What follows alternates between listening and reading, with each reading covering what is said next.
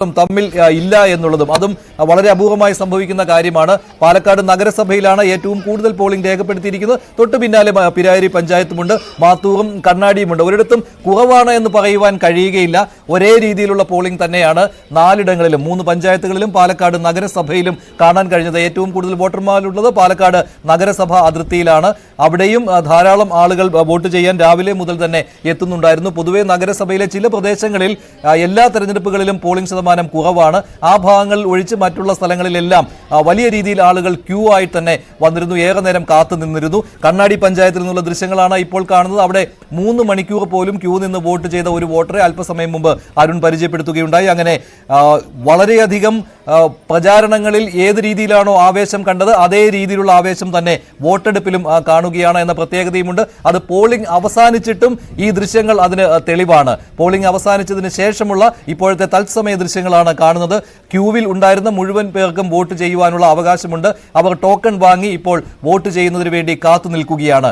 1 മണിക്കൂറിൽ 70 പേർക്ക് വോട്ട് ചെയ്യുവാൻ സാധിക്കും. സാധാരണ രീതിയിലാണ് പോളിംഗ് നടക്കുന്നത് എങ്കിൽ അപ്പോൾ 100 കണക്കിന് ആളുകൾ പോളിംഗ് ബൂത്തിൽ ഇപ്പോഴും ഉള്ള സ്ഥിതിക്ക് അവിടെ 8 മണിവരെയെങ്കിലും പോളിംഗ് തുടരേണ്ടി വരും എന്നാണ് അരുൺ അവിടെ നിന്ന് റിപ്പോർട്ട് ചെയ്യുന്നത്. അരുൺ, ഇത് ഏത് രീതിയിലാണ് രാഷ്ട്രീയ പാർട്ടികൾ കാണുന്നത്? ഉച്ചവരെ പലരും ചില ആശങ്ക, അത് തുറന്നു പറഞ്ഞില്ല എങ്കിൽ പോലും അവർക്ക് അങ്ങനെ ഉണ്ടായിരുന്നു, പോളിംഗ് കുറയുമോ എന്ന്. പക്ഷേ പാലക്കാടുകാരനായ സി കൃഷ്ണകുമാറും സരിനും പറയുന്നുണ്ടായിരുന്നു എന്തായാലും പോളിംഗ് കുറയില്ല, അത് ഒരു പൊതു സ്വഭാവമാണ്. പാലക്കാട് നല്ല കാലാവസ്ഥയായതിനാൽ ഉച്ചതിരിഞ്ഞ ആളുകൾ വരും, പ്രത്യേകിച്ച് 4 മണി കഴിഞ്ഞ് വരും എന്ന് അവർ ഉറപ്പിച്ചു പറയുന്നുണ്ടായിരുന്നു. അത് തന്നെയാണല്ലോ ഇപ്പോൾ കാണാൻ കഴിഞ്ഞത്.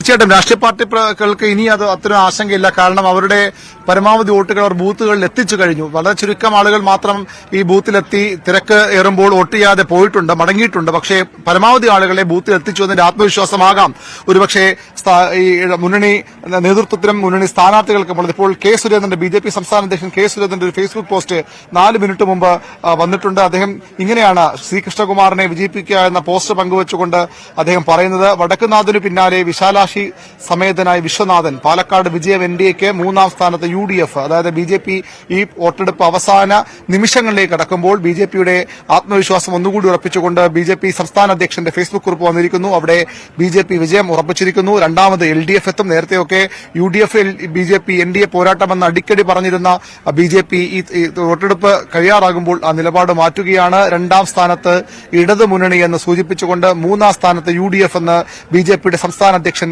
കെ സുരേന്ദ്രൻ പറയുകയാണ്. 7 മണിക്ക് CPMന്റെ ജില്ലാ സെക്രട്ടറി EN സുരേഷ് ബാബു മാധ്യമങ്ങളെ കാണുന്നുണ്ട്. അവരുടെ പ്രതികരണം ആ ഘട്ടത്തിൽ വരും. ഇതിനകം തന്നെ ഇടതുമുന്നണി സ്ഥാനാർത്ഥി P സരിന്റെ സോഷ്യൽ മീഡിയ ഗ്രൂപ്പുകളിൽ മാധ്യമപ്രവർത്തകർക്കായുള്ള ഗ്രൂപ്പുകളിലൊക്കെ നന്ദി പ്രകാശിപ്പിച്ചുകൊണ്ടുള്ള കാർഡുകളും പ്രചരിക്കുന്നു. നമ്മുടെ പാലക്കാടിനെ തിരികെ പിടിക്കാൻ, ജനാധിപത്യം ജയിക്കാൻ വോട്ട് ചെയ്തവർക്ക് നന്ദി എന്ന് പറഞ്ഞുകൊണ്ട് ഡോക്ടർ P സരിന്റെ ഒരു നന്ദി പ്രകടനം ആരംഭിച്ചു കഴിഞ്ഞു. അതായത് മുന്നണികൾ തങ്ങളുടെ വോട്ടുകൾ പരമാവധി പെട്ടിയിലായി എന്ന് ഉറപ്പിക്കുകയാണ്. വിജയപ്രതീക്ഷ ഈ ഘട്ടത്തിലും പുലർത്തുകയാണ്. ഏതാണ്ട് 4 മണിയോടുകൂടി ഈ ബൂത്തിൽ ഞാൻ നിൽക്കുന്ന ഈ കടക്കുറിശ്ശിയിലെ ബൂത്തിൽ വന്ന ഇടതുമുന്നണി സ്ഥാനാർത്ഥി P സരിൻ പറഞ്ഞത് 70,000 മനുഷ്യർ, അദ്ദേഹം 2 ദിവസമായി പറയുന്നതാണ്, 70,000 മനുഷ്യർ തനിക്ക് വോട്ട് ചെയ്യും. അതിൽ 20,000 മനുഷ്യരുടെ വോട്ട് കൊണ്ട് താൻ വലിയ ഭൂരിപക്ഷത്തോടുകൂടി ഏകപക്ഷീയ വിജയം ഉറപ്പാക്കുമെന്ന് സരിൻ അവകാശപ്പെടുന്നു. അത് ഈ വോട്ടെടുപ്പ് അവസാനിക്കാൻ 2 മണിക്കൂർ മാത്രം ബാക്കിയുള്ളപ്പോഴാണ് സരിന്റെ ആത്മവിശ്വാസ പ്രകടനം. ഒട്ടും പിന്നിലല്ല ആത്മവിശ്വാസത്തിന്റെ കാര്യത്തിൽ UDF സ്ഥാനാർത്ഥി രാഹുൽ മാങ്കൂട്ടത്തിലും UDF ക്യാമ്പും അവരും വിജയം ഉറപ്പിക്കുന്നു. 5 അക്ക ഭൂരിപക്ഷമാണ് ഇന്ന് രാവിലെ വരെ രാഹുൽ മാങ്കൂട്ടത്തിലും കൂട്ടരും പറഞ്ഞത്. ഏതായാലും ഇപ്പോൾ എന്താണ് അവരുടെ നിലപാട് എന്ന് അറിയേണ്ടിയിരിക്കുന്നു. 3 മുന്നണികളും ഒരുപോലെ ഇപ്പോഴും ഈ ഒരു അപ്ഡേഷൻ കൂടി വരുന്നു. 184 പോളിംഗ് ബൂത്തുകളിൽ 75 എണ്ണത്തിൽ പോളിംഗ് അവസാനിച്ചു. അതായത് 75 എണ്ണത്തിൽ മാത്രമാണ് പോളിംഗ് അവസാനിച്ചത്. 184 പോളിംഗ് ബൂത്തുകളിൽ 75 എണ്ണത്തിൽ 40.76% ബൂത്തുകളിൽ പോളിംഗ് അവസാനിച്ചു. ടോക്കൺ വാങ്ങി ക്യൂവിൽ നിൽക്കുന്നവർക്ക് വോട്ടിംഗിന് അവസരമുണ്ടാകുമെന്ന് ജില്ലാ ഇൻഫർമേഷൻ ഓഫീസർ പാലക്കാട് അറിയിക്കുന്നു. അതായത് 60% ബൂത്തുകളിൽ ഇപ്പോഴും പോളിംഗ് അവസാനിച്ചിട്ടില്ല എന്ന് വേണം ഇത് അർത്ഥമാക്കേണ്ടത്. അതായത് പാലക്കാട് ഈ ജനവിധി പൂർണ്ണമായും പെട്ടിയിലാകാൻ ഇനിയും മണിക്കൂറുകൾ എടുക്കുമെന്ന് ഒന്നുകൂടി ഉറപ്പിച്ചു പറയാം. കൃത്യമായി 184 പോളിംഗ് ബൂത്തുകളാണ് ആകെ പാലക്കാടുള്ളത്. അതിലാണ് 75 എണ്ണത്തിൽ പോളിംഗ് അവസാനിച്ചിട്ടുള്ളത്. അതായത് 109 ബൂത്തുകളിൽ ഇപ്പോഴും പോളിംഗ് പുരോഗമിക്കുകയാണ്.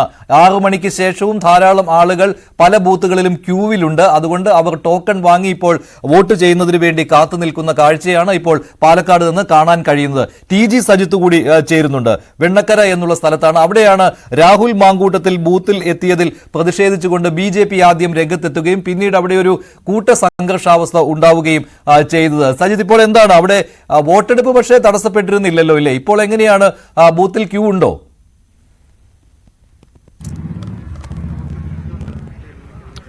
മഞ്ജുഷ സൂചിപ്പിച്ചതുപോലെ നേരത്തെ സംഘർഷമുണ്ടായ ഇടത്താണ്, പക്ഷേ ഇപ്പോൾ സമാധാനപരമായി പോളിംഗ് നടക്കുകയാണ്. ഇപ്പോഴും ക്യൂവിൽ ആളുകളുണ്ട്. അവർക്കെല്ലാം സ്ലിപ്പ് കൊടുത്തിട്ടുണ്ട്, കൃത്യമായ സ്ലിപ്പ് കൊടുത്തിട്ടുണ്ട്. ആ സ്ലിപ്പിന്റെ അടിസ്ഥാനത്തിൽ പോളിംഗ് നടപടികൾ മുന്നോട്ട് പോവുകയാണ്. ഏകദേശം ഒരു മണിക്കൂറെങ്കിലും പോളിംഗ് നടപടികൾക്ക് ഇനിയും വേണ്ടി വന്നേക്കാം. നമുക്കറിയാം ഇരുപക്ഷത്തുമായി, അതായത് പുരുഷന്മാർക്കും സ്ത്രീകളുടെയും ക്യൂവിൽ ഇപ്പോഴും ആളുകളുണ്ട്. ഈ പോളിംഗ് നടപടികൾ വൈകുന്നുണ്ട്. ഒരാൾക്ക് വേണ്ടി എടുക്കേണ്ടി വരുന്ന സമയം അധികം വേണ്ടി വരുന്നുണ്ട്. അത് ഇവിടുത്തെ പോളിംഗ് മെഷീന്റെ തകരാറും മറ്റു പ്രശ്നങ്ങളും പറയുന്നുണ്ട്. എന്തായാലും രാവിലെ മുതൽ ആ പ്രശ്നം ഇവിടെ ഉന്നയിക്കപ്പെടുന്നുണ്ട്. എന്തായാലും പോളിംഗ് ഇപ്പോൾ പുരോഗമിക്കുകയാണ്. ഏകദേശം ഒരു അരമണിക്കൂർ, 7 മണിക്ക് എന്തായാലും പൂർത്തിയാവും ഈ വെണ്ണക്കര ഈ സ്കൂളിലെ ഈ ബൂത്തിലെ പോളിംഗ് അവസാനിക്കാൻ. 1400-ലധികം വോട്ടുകളുള്ള ഇടമാണ് ഇവിടം. എല്ലാ വർഷവും 1200-ഓളം പോളിംഗ് നടക്കാറുണ്ടെന്ന് പറയുന്നു. അങ്ങനെയെങ്കിൽ ഇത്തവണയും മികച്ച പോളിംഗ് തന്നെയാണ്. ഏകദേശം 5 മണി വരെയുള്ള കണക്ക് ഞാൻ പരിശോധിച്ചപ്പോൾ 900 വോട്ടിലധികം പോൾ ചെയ്യപ്പെട്ട് കഴിഞ്ഞിരുന്നു. ഇപ്പോൾ എന്തായാലും എണ്ണം അതിലും കൂടിയിട്ടുണ്ട്. അത് നഗരമേഖലകളുടെ ഒരു പൊതു ട്രെൻഡായി തന്നെ സൂചിപ്പിക്കേണ്ടി വരും. അത് വ്യക്തമാണ് താനും. മഞ്ജുഷ, നാളെ രാവിലെ നമ്മൾ സംശയിച്ചിരുന്നു ഉച്ചയായപ്പോൾ ഈ നഗരമേഖലകളിൽ പോളിംഗ് കുറയുമോ എന്ന്. പക്ഷേ ചിത്രം അതല്ലെന്ന് വേണം നമുക്ക് മനസ്സിലാക്കാൻ. നഗരമേഖലകളിലും മികച്ച പോളിംഗ് തന്നെയാണ്. നഗരത്തിലെ പലയിടങ്ങളിലും ഈ ക്യൂ അനുഭവപ്പെടുന്ന സ്ഥലങ്ങളുമുണ്ട്. അങ്ങനെയെങ്കിൽ ഇപ്പോൾ തെരഞ്ഞെടുപ്പ് കമ്മീഷൻ പുറത്തുവിട്ടിരിക്കുന്ന കണക്കല്ല യഥാർത്ഥ കണക്ക്. ആ കണക്കിൽ വലിയ മാറ്റം വരും. അത് പോളിംഗ് ശതമാനത്തിൽ വലിയ മാറ്റം ഉണ്ടാക്കും തന്നെ പ്രതീക്ഷിക്കാം. 75% തന്നെ പോളിംഗ് ശതമാനം ഉയരും. ഇന്ന് രാത്രിയോടെയോ അല്ലെങ്കിൽ നാളെ രാവിലെ ആകുമ്പോഴേക്കും അന്തിമ കൃത്യമായ കണക്ക് തെരഞ്ഞെടുപ്പ് കമ്മീഷൻ പുറത്തുവിടുമെന്നാണ് പ്രതീക്ഷിക്കുന്നത്. ഇപ്പോൾ 67.27% എന്ന് പറയുമ്പോൾ ആകെ 1,94,000 വോട്ടർമാർ ഉള്ളതിൽ 1,30,000 പേർ വോട്ട് രേഖപ്പെടുത്തി കഴിഞ്ഞു. കഴിഞ്ഞ തവണ 2021 നിയമസഭാ തെരഞ്ഞെടുപ്പിൽ 1,42,000 ആളുകളായിരുന്നു വോട്ട് ചെയ്തിരുന്നത്. അപ്പോൾ അതിനേക്കാൾ കൂടുമോ എന്നുള്ളത് കൂടി ഇക്കാര്യത്തിലുണ്ട്. 12,000 ആളുകൾ കൂടി വോട്ട് ചെയ്തു കഴിഞ്ഞാൽ കഴിഞ്ഞ തവണത്തേക്കാൾ കൂടുതൽ ആളുകൾ വോട്ട് രേഖപ്പെടുത്തി എന്ന് വരും. എന്തായാലും പോളിംഗ് ശതമാനം കഴിഞ്ഞ തവണത്തെ പോലെ എത്തണമെങ്കിൽ ഇനിയും കൂടുതൽ പേർ വോട്ട് ചെയ്യേണ്ടതുണ്ട്. അതുണ്ടാവുമെന്ന് തന്നെയാണ് പ്രതീക്ഷ. കാരണം ഇപ്പോഴും 109 ബൂത്തുകളിൽ പോളിംഗ് തുടരുകയാണ്. അപ്പോൾ സ്വാഭാവികമായിട്ടും 1,45,000-നും 1,50,000-നും ഇടയ്ക്ക് പോളിംഗ് വന്നാൽ പോലും അത്ഭുതപ്പെടേണ്ടതില്ല എന്നാണ് ഇപ്പോഴത്തെ ദൃശ്യങ്ങൾ വെച്ച് നോക്കുമ്പോൾ മനസ്സിലാക്കാൻ പറ്റുന്നത്. അങ്ങനെ ആണെങ്കിൽ 75% പോളിംഗ് വന്നാലും ഇപ്പോൾ അത്ഭുതപ്പെടാനില്ല. ആ രീതിയിലുള്ള ക്യൂ പല പോളിംഗ് ബൂത്തുകളിലും കാണുന്നുമുണ്ട്.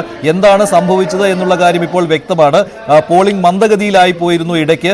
തുടക്കത്തിൽ ചിലയിടങ്ങളിൽ വോട്ടിംഗ് മെഷീനുകളുടെ തകരാറ് വന്നു. അത് സാധാരണ സംഭവിക്കുന്നതാണ്. പിന്നെ ചിലയിടങ്ങളിൽ ഉദ്യോഗസ്ഥർ പരിചയക്കുറവ് ഉള്ള ഉദ്യോഗസ്ഥരായിരുന്നതിനാൽ ആ സ്ഥലങ്ങളിൽ വോട്ടർമാർക്ക് കൂടുതൽ സമയമെടുത്തു വോട്ട് ചെയ്യാൻ.